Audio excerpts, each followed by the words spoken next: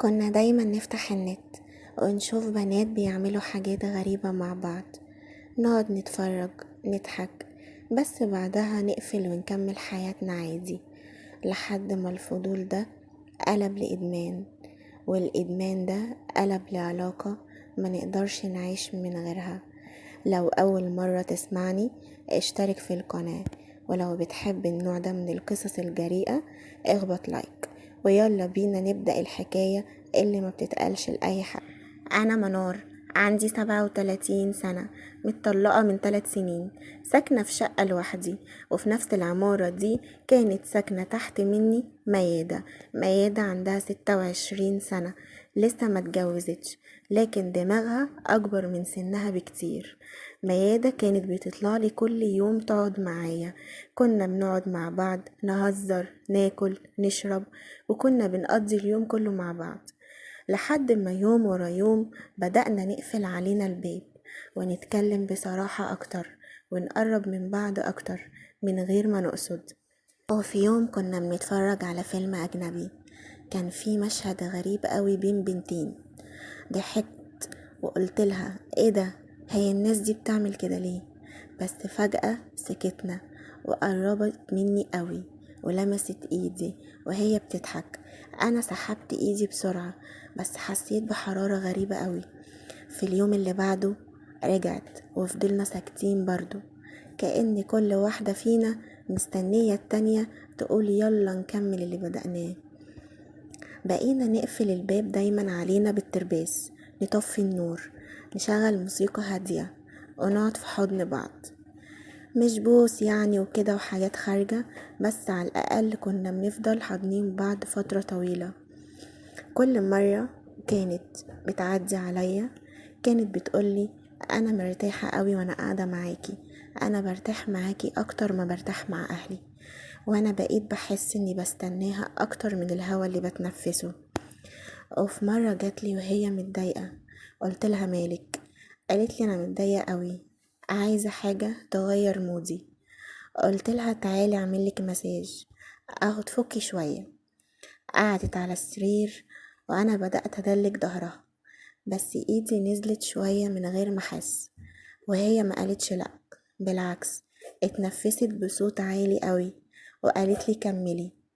وهنا بدأت العلاقة تاخد شكل تاني خالص، ما بقيناش بس بنقعد مع بعض، بقينا بنعمل حاجات كتير قوي مع بعض، ما بقيناش نفكر في رجالة خالص. انا كنت فاكرة اني هدور على راجل بعد ما اتطلق، لكن ميادة علمتني ان في حاجة تانية اسمها مزاج تاني. بقينا ننام في حضن بعض، ونصحى نعمل فطار مع بعض، ونقعد مع بعض نضحك ونهزر.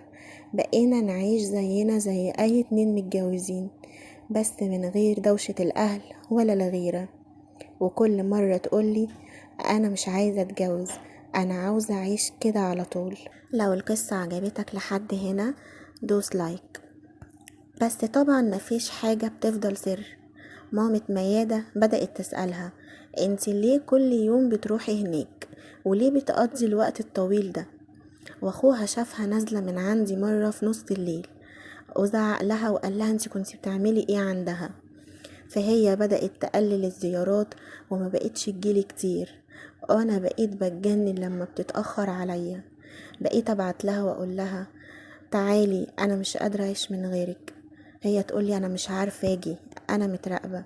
قعدت اعيط ودموعي نزلت، وانا متخيلة انها مش هتيجي تاني. بس في ليلة خبطت عليا، ولما فتحت حضنتني قوي وقالت لي انا مش قادرة ابعد عنك، وانا عمري ما هبعد عنك ولا سيبك، بس اهلي عرفوا، ولما الدنيا تهدى شوية هبدأ اجيلك تاني. بقينا نخطط ان احنا نروح نأجر شقة لوحدنا، بحيث نبعد عن اهلها خالص، ونبقى مع بعض براحتنا، نلبس اللي احنا عايزينه، نعيش بمزاجنا، نعيش بطريقتنا اللي احنا عايزينها. بس حصلت مشكلة ما كانتش في الحسبان. ميادة اتخطبت، مامتها خلتها تتخطب لواحد غني جدا، ومامتها صممت عليه، وهي ما عرفتش تقول لهم لأ، ولا عرفت تشرح لهم الحقيقة. معرفتش تقول لهم العلاقة اللي بيني وبينها، لان المجتمع اللي احنا فيه بيرفض العلاقة دي. انا دلوقتي هتجنن، مش عارفة اعمل ايه، مش عارفة. انا اتعودت عليها جدا وحبيتها جدا وما بقيتش اتخيل حياتي من غيرها. النهاردة ميادة جاية تقولي القرار ده، يا تتجوز وتسيبني يا اما ترفض وتخسر اهلها عشاني. مش عارفة قلبها هيوديها لفين، بس اللي انا متأكدة منه ان انا خلاص بقيت مدمناها ومش عارفة اعيش من غيرها. قولولي يا جماعة، لو كنتم مكاني تعملوا ايه؟ تسيبوها تمشي ولا تمسكوا فيها وتكملوا اللي بدأتوه سوا؟ اكتبولي في الكومنتات، انا بقرا كل التعليقات. الواحد لما بيسلم نفسه لشيطانه ممكن يصور له حاجات كتير قوي قوي غلط، وطبعا اللي ميادة وصاحبتها عملوه ده ما ينفعش، ومفيش ولا دين ولا شرع ولا مجتمع يقبل الكلام.